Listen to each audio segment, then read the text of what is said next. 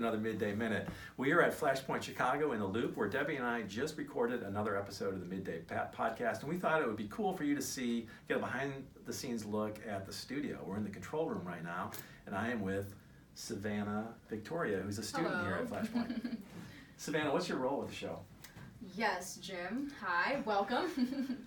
So my role is interchangeable. So we have multiple students here, so one will be recording you guys, and then the other would be editing what we record, and then the other one would be mastering the podcast. So it takes three of you guys to make this thing happen. Yes.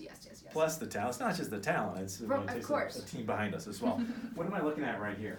So right here, this is a console. We normally just use a couple of, only 4 faders. But all that we can do here, we can do here. So most of the time, we're usually using this. And this is way more impressive. Exactly, right? I'm telling you.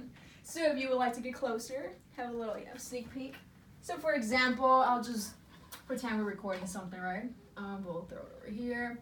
So let's say that the talent is in there recording something. So we arm record this, and then we come over here because we have to press the cool buttons, right? Right. We adjust the levels, right? We're going to pretend we have to adjust something. We have Jim over here, Debbie over here, and then we just communicate back and forth, let them know if they're ready to record. And once they give the green light, we just press this button, and they will be recording. So, and the final result for our listeners is just a great podcast. They don't see any of this happening, but it sounds really awesome, and it's because of Savannah and the team. What are you hoping to do after when you're done studying at Flashpoint? Well, I mean, there's a lot of opportunities with this career. You can do a lot of things. You can do post-production, like podcasting, and there's also the other end where it's film, small, little home videos, a lot of stuff you can do. And then there's also the music aspect where you can record artists, whether it be live or in studios like this, Me personally, I love music, but I also love sound design. So maybe, we can do I would love to do some sound design for films, like The Quiet Place. Just fascinating, story-driven things. Cool.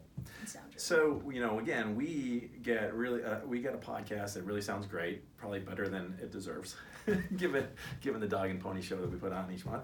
But you guys get some practical experience that makes your resume look good. Of course, yeah. It's a win-win. It is. Thanks for tuning in to this Midday Minute.